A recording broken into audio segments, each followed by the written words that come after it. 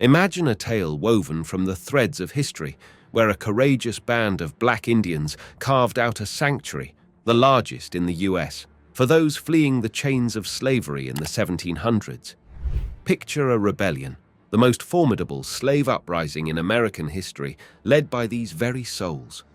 Envision a group of African Americans who, with indomitable spirit, claimed their freedom before the Civil War's decree.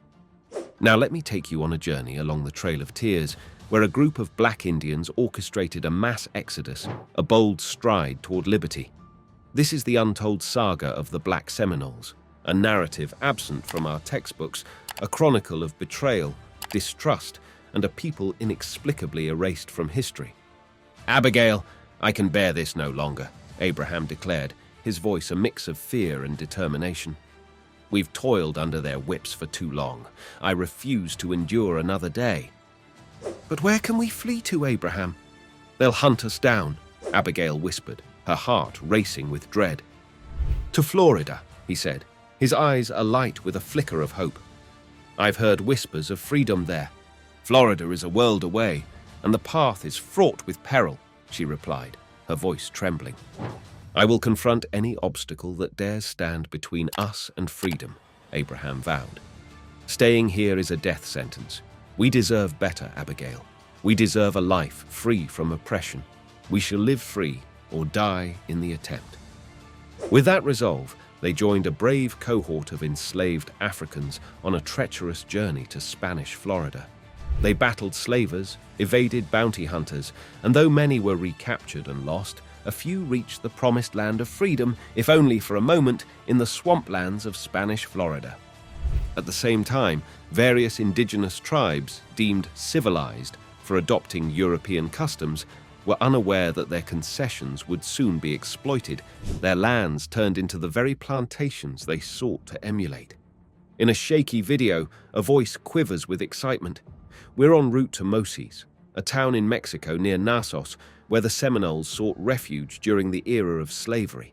They are warriors, survivors of a fierce lineage, and we hope to uncover their stories." Wendy Guto, a proud black Seminole, shares, "I'm a descendant of the Seminole Negro Indian Scouts. Our history is rich, yet many are unaware of the black underground railroad that led into Mexico." The elders recount tales from the late 1600s when enslaved Africans, known as the Gullahs, sought freedom by journeying south to Spanish Florida, a land of sanctuary.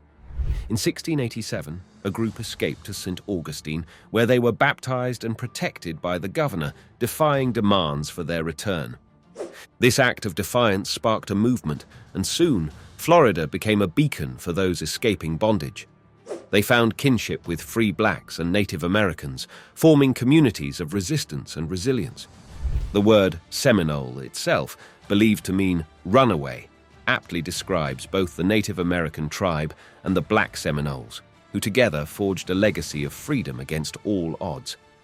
In the heart of Florida, where the sun kisses the earth with a warmth that speaks of freedom, the African and indigenous people wove their lives together, creating a tapestry rich with shared dreams. Over a century, they raised their children under the banner of liberty, their cultures intertwining like the roots of ancient trees. The Africans embraced the vibrant garb of the Indians, while the Indians infused their lives with the rhythms of African music and the wisdom of African folklore. Yet, this harmony was a thorn in the side of antebellum Georgia. Tensions flared, and the US military, driven by greed and the dark desires of Andrew Jackson, launched raids to shatter this peaceful coexistence.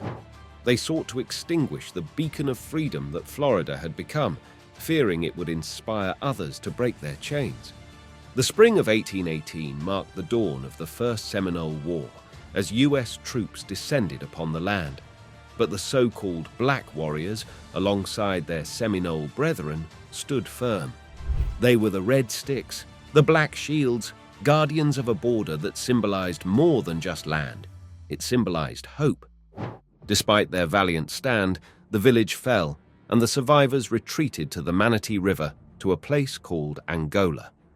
The war's end saw Spain cede Florida to America, driving the Seminole and Black Shields deeper into the Everglades' embrace. It was here that legendary leaders emerged, Osceola for the Seminole and John Horse, also known as Abraham, for the Black Seminole.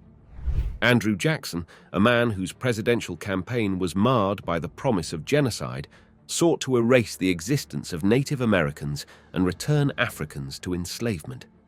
His presidency, rife with scandal, was defined by a deep-seated hatred for these peoples. The settlers coveted the land, the joy, and the very essence of the indigenous life. Between 1830 and 1850, the Trail of Tears saw 100,000 Native Americans forced from their homes, a genocidal march orchestrated by Jackson's Indian Removal Act. But the story didn't end there. The Seminole and Black Shields grew closer, their bond forged in the fires of adversity. When the Second Seminole War erupted, they stood shoulder to shoulder, a force so formidable that General Jessup declared it not an Indian war, but a Negro war.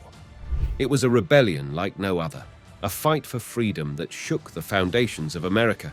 And at its heart was John Horse, a leader who demanded emancipation for his people. Though they embarked on the Trail of Tears, their spirits remained unbroken, their eyes set on a new horizon. Yet, upon reaching Oklahoma, they were met with betrayal. The promises of freedom were revoked, and once again they faced the specter of oppression. But their journey didn't end there. From the depths of Ilo Degros, their legacy continues, a testament to the unyielding spirit of those who never bowed down, who walked from North Carolina to Florida, from Florida to Oklahoma, and from Oklahoma to Mexico, a 6-month trek to freedom. This is their story, a narrative woven into the fabric of history, a tale of resilience, courage, and the unquenchable thirst for liberty. Share it, let it echo through the ages, and remember the indomitable will of those who fought, not just for themselves, but for the generations to come. In the year 1850, the story unfolds, a tale woven with threads of courage, resilience, and the pursuit of freedom. But this isn't just any story, it's a story of the Black Seminoles, those who dared to defy the chains that bound them. Picture it, a land where shadows whispered secrets, where the night held both danger and possibility. The Black Seminoles found themselves in a precarious dance with fate, threatened by the specter of capture and return to the shackles of slavery. You see, this was outlaw territory, where the very air crackled with tension. Anyone with African features became prey, kidnapped, sold off under the moon's watchful gaze. Enter John Horse, a man with eyes that held both fire and sorrow. He knew that escape was their only hope, and so he set his gaze southward. A band of Black Seminoles, led by the enigmatic Wildcat, followed him, a tribe of warriors, fierce and unyielding. John Horse, the de facto chief of the Black Seminoles, and Wildcat, the guardian of their dreams, shared a vision. Mexico, the land of milk and honey, where the sun kissed the earth with warmth and freedom. And so, they embarked on a journey, their footsteps etching a path toward liberation. In 1850, they arrived in a place called El Nacimiento, nestled within the Mexican state of Coahuila. Here, they were welcomed not with suspicion, but with open arms. Mexico faced its own challenges, a border beset by raiding parties, both Native American and American. The Black Seminoles became Mexico's allies, their arms and weapons a shield against encroachment. The Mexican government granted them rights, land, support, autonomy. They could govern their own communities, enact their own laws, as long as they stood guard along the border. And guard they did, with a ferocity that defied the very heavens. The Apache and Comanche tribes met their match, the Black Seminoles, ruthless defenders of the boundary. Their exploits echoed through time, chasing down Apache, Mani, and even Texas Rangers. Their reputation? It paled in comparison to their true valor. Then came the Emancipation Proclamation, and the United States beckoned. The military sought their aid, inviting Chief John Horse and his warriors to enlist as Indian scouts. Promises flowed like honey, repatriation, land, provisions, but promises to the Black Seminoles were like whispers in the wind. Only Mexico kept its word, an oasis of honor amidst broken vows. As the Buffalo Soldiers stood tall, so did the Black Seminole Indian Scouts, their bravery unparalleled. Through every battle, they remained unyielding, their legacy enduring and invincible. Their tales are whispered by the winds, their honor forever inscribed in the annals of time. Yet, in the aftermath of valor, they found themselves abandoned, scattered like forgotten driftwood upon the shores of Brackenville, Texas. It is here, amidst the silent town, that the reverberations of their fortitude softly resonate. If you're moved by the stories of these unsung heroes, honor their memory by liking and subscribing to our channel.